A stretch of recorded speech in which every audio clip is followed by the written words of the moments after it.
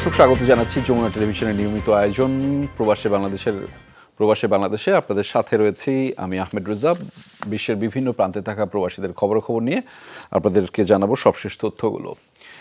লেবাননে নানা আয়োজনে রোববার ঈদুল আজহা পালন করেছেন প্রবাসী বাংলাদেশিরা। ত্যাগের মহিমায় উদ্ভাসিত হয়ে ঈদ উদযাপন করেছেন হাইসিলুম এলাকার প্রবাসী বাংলাদেশিরা। ঈদের প্রধান জামায়াত অনুষ্ঠিত হয়েছে রাজধানী বৈরুতের আল আমিন মসজিদে। সেখানে লেবানন প্রবাসীদের সাথে নামাজ আদায় করেন রাষ্ট্রদূত air vice marshal Javed Tanvir Khan. রাজধানী ছাড়াও দেশের বিভিন্ন এলাকায় অনুষ্ঠিত হয়েছে একাধিক ঈদ জামাত।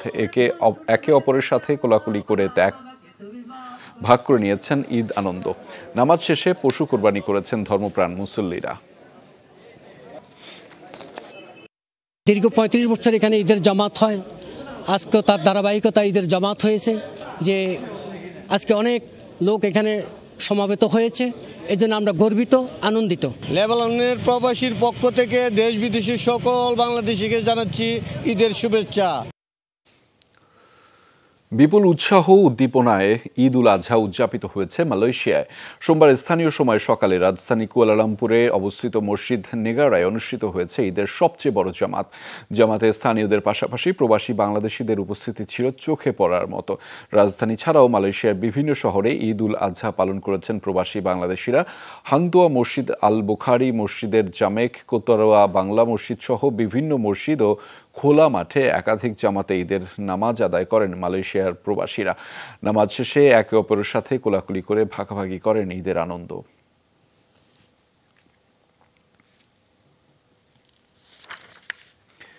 বিপুল উৎসাহ উদ্দীপনায় সৌদি আরবে ঈদ উল আজহা পালন করেছেন প্রবাসী বাংলাদেশিরা। স্থানীয় সময় ভোরে সৌদি আরবের বিভিন্ন জায়গায় অনুষ্ঠিত হয়েছে ঈদ জামাত। রাজধানীর রিয়াদ সহ ঈদের জামাত অনুষ্ঠিত হয়েছে মক্কা, মদিনা, জেদ্দা ও দাম্মাম সহ বিভিন্ন জায়গায়। স্থানীয়দের পাশাপাশি ঈদের জামাতে অংশ নিয়েছেন বিপুল সংখ্যক প্রবাসী বাংলাদেশি। নামাজ শেষে একে অপরের সাথে কোলাকুলি করে ভাগ করে নিয়েছেন ঈদের আনন্দ। তবে পরিবার ছেড়ে দূর প্রবাসে ঈদের আনন্দ অনেকটাই ম্লান ছিল সৌদি প্রবাসীদের কাছে।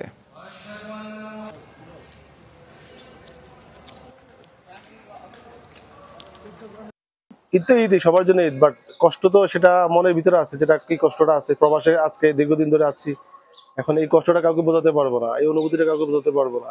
সবাইকে ঈদের শুভেচ্ছা জানাচ্ছি সৌদি আরব থেকে। সবাই ঈদ মোবারক জানাতে আসছে, সবার মা বাবাকে সারা ঈদ করতেছি। ঈদ উল আজহার শুভেচ্ছা বিনিময়ে ওমান বাংলাদেশ সোশ্যাল ক্লাবের চেয়ারম্যানের বাসভবনে ছিল প্রবাসীদের মিলন মেলা। সোমবার রাজধানীর মাসকাটে নিজ বাসভবনে প্রবাসী বাংলাদেশিদের সাথে শুভেচ্ছা বিনিময় করেন ওমান বাংলাদেশ সোশ্যাল ক্লাবের চেয়ারম্যান সিরাজুল ইসলাম। অনুষ্ঠানে উপস্থিত ছিলেন ক্লাবের প্রধান পৃষ্ঠপোষক, গালফ এক্সচেঞ্জের সিইও ইফতেখার উল হাসান চৌধুরী।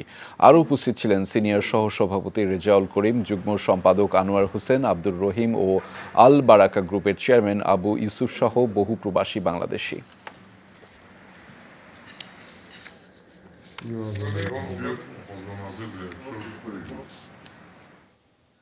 শিল্প প্রতিষ্ঠানের পাশাপাশি পোশাক শিল্পের কাঁচামালও হওয়া উচিত পরিবেশ বান্ধব। এ লক্ষ্যে দুবাইয়ে বাংলাদেশ কনসুলেট লেডিস গ্রুপ আয়োজন করেছে বাংলাদেশ টেকসই ফ্যাশন শো। এর মাধ্যমে পরিবেশ বান্ধব পোশাকের প্রচারণার পাশাপাশি উদ্যোক্তাদের এ খাতে বিনিয়োগে আগ্রহী করতে চান আয়োজক কমিটি। অনুষ্ঠানে অংশ নেন বিভিন্ন দেশের কূটনীতিকরা। সংযুক্ত আরব আমিরাত থেকে সহকর্মী মেহেদি রুবেলের প্রতিবেদনে থাকছে বিস্তারিত। বাংলাদেশ টেকসই ফ্যাশন শো উপলক্ষে দুবাইয়ের আটলান্টিস হোটেলে সম্প্রতি অনুষ্ঠিত হয়ে গেল জমকালো আয়োজন।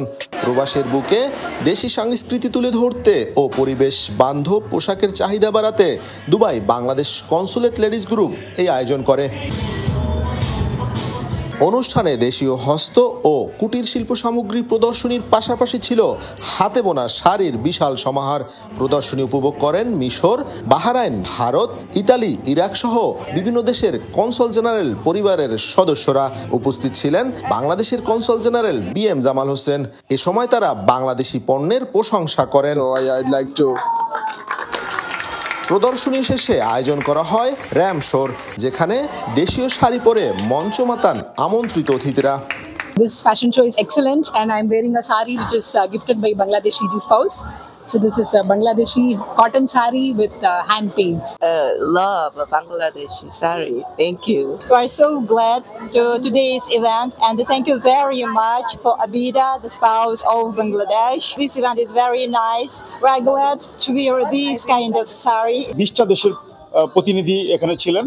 বাংলাদেশকে বিশ্ব দরবারে আমরা যেভাবে এখানে হাজির করেছি, রিপ্রেজেন্ট করেছি, সত্যি অকল্পনীয় ছিল। দেশীয় ও পরিবেশ বান্ধব টেকসই পোশাক শিল্পের উপর জোর দিতেই এই অনুষ্ঠানের আয়োজন করা হয়েছে বলে জানিয়েছেন দুবাই কনসুলেট লেডিস গ্রুপের সভাপতি আবিদা হোসেন। শাড়ি এবং হ্যান্ডিক্রাফটস এবং অন্যান্য সমস্ত প্রোডাক্ট এটা যে আমাদের বিশ্ব দরবারে তুলে ধরা যায় সেটাই আমরা আজকে তুলে ধরেছি। ফ্যাশন শো শেষে নৈশভোজের মাধ্যমে শেষ হয় জমকালো এই আয়োজন। মেহেদি রুবেল, যমুনা নিউজ, সংযুক্ত আরব আমিরাত। বাহরাইন কেন্দ্রীয় বিএনপির উদ্যোগে ঈদ পুনর্মিলনী ও আরাফাত রহমান কোকো স্মৃতি ফুটবল ম্যাচ অনুষ্ঠিত হয়েছে। অনুষ্ঠানে সভাপতিত্ব করেন বিএনপির সাবেক ভারপ্রাপ্ত সভাপতি আখতারুজ্জামান মিয়া, পরিচালনা করেন সাবেক সিনিয়র যুগ্ম সম্পাদক জাহাঙ্গীর আলম ও শহীদ সরকার। ঈদ পুনর্মিলনী অনুষ্ঠানে প্রধান অতিথি ছিলেন বাহরাইন বিএনপির সাবেক সিনিয়র সহ সভাপতি আব্দুল গনি মজুমদার। ঈদ পুনর্মিলনী উপলক্ষে আরাফাত রহমান কোকো স্মৃতি ফুটবল ম্যাচে জয়লাভ করেন বিএনপি দল। 1 গোল করে রানার আপ হয় বাহরাইন যুব দল। ম্যান অফ দ্য ম্যাচ নির্বাচিত হন বিএনপির সাবেক দপ্তর সম্পাদক সোহেল আহমেদ। খেলার রেফারির দায়িত্বে ছিলেন বাহরাইন বিএনপির সাবেক যুগ্ম সম্পাদক বুলবুল আহমেদ। এ সময় আরও উপস্থিত ছিলেন আকবর হোসেন, আব্দুল লতিফ, মোহাম্মদ আব্দুল হোসেন ও আব্দুল বারী ফারুক সহ আরও অনেকেই। হঠাৎ ইসরায়েলের যুদ্ধকালীন মন্ত্রিসভা ভেঙে দেওয়ায় আরও জটিল হয়ে উঠতে পারে গাজার যুদ্ধবিরতির প্রক্রিয়া। সোমবার মন্ত্রিসভা বিলুপ্ত করে প্রধানমন্ত্রী নেতানিয়াহুর ঘোষণার পর এমন শঙ্কা জানিয়েছেন বিশ্লেষকরা। তাদের মতে মন্ত্রিসভার অস্তিত্ব থাকা বা না থাকায় বড় কোনো পরিবর্তন আসবে না ইসরায়েলের নীতিতে। আগের মতোই অব্যাহত থাকবে অভিযান, তবে বাধাগ্রস্ত হতে পারে যুদ্ধবিরতির প্রক্রিয়া। গাজায় আগ্রাসন শুরুর পর বারবারই সামনে এসেছে ইসরায়েলের যুদ্ধকালীন মন্ত্রিসভার দ্বন্দ্ব। মূল ইস্যু যুদ্ধের পর গাজার ভবিষ্যৎ প্রশাসন নিয়ে পরিকল্পনা। এর জেরে গেল মাসে পদত্যাগের হুঁশিয়ারি দেন মন্ত্রিসভার গুরুত্বপূর্ণ সদস্য এবং নিরাপত্তা উপদেষ্টা বেনি গান্টজ। গত সপ্তাহে সরেও দাঁড়ান পদ থেকে। এরপর থেকেই নতুন একটি যুদ্ধকালীন মন্ত্রিসভা গঠনের জন্য নেতানিয়াহুকে চাপ দিয়ে আসছিল তার জোটের কট্টর ডানপন্থী মন্ত্রীরা।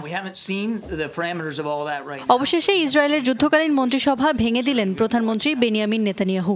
সোমবার 6 সদস্যের ক্যাবিনেট বিলোপের ঘোষণা দেন তিনি। সিদ্ধান্ত হয় ইসরায়েলের নিরাপত্তা বিষয়ক মন্ত্রিসভাই তদারকি করবে যুদ্ধ বিষয়ক ইস্যুগুলো। ইসরায়েলের যুদ্ধকালীন মন্ত্রিসভা বিলোপে গাজায় কী প্রভাব পড়তে পারে তা নিয়ে শুরু হয়েছে আলোচনা। বিশ্লেষকরা বলছেন, যুদ্ধকালীন মন্ত্রিসভার থাকা বা না থাকায় কোনো পরিবর্তন আসবে না উপত্যকার পরিস্থিতিতে। তবে মন্ত্রিসভার ভাঙনে আরও জটিল হয়ে পড়তে পারে গাজায় যুদ্ধবিরতি প্রক্রিয়া। বিশেষ এই মন্ত্রিসভা গঠনের মূল উদ্দেশ্যই ছিল বিশ্ববাসীকে নিজেদের ঐক্য দেখানো। গান্টজ ও আইডিএফের সাবেক চিফ অফ স্টাফ ছাড়া মন্ত্রিসভার সব সদস্যই নেতানিয়াহু সরকারের প্রতিনিধি। তাদের পদত্যাগের পর এই সভার গুরুত্ব অনেকাংশেই কমে যায়। তবে মন্ত্রিসভা থাকুক আর না থাকুক, গাজায় অভিযান থামাবে না Israel. Prime Minister Benjamin Netanyahu has disbanded his war cabinet. যুদ্ধকালীন মন্ত্রিসভা ভেঙে যাওয়ায় যুদ্ধবিরতির প্রক্রিয়া আরও জটিল হয়ে পড়তে পারে।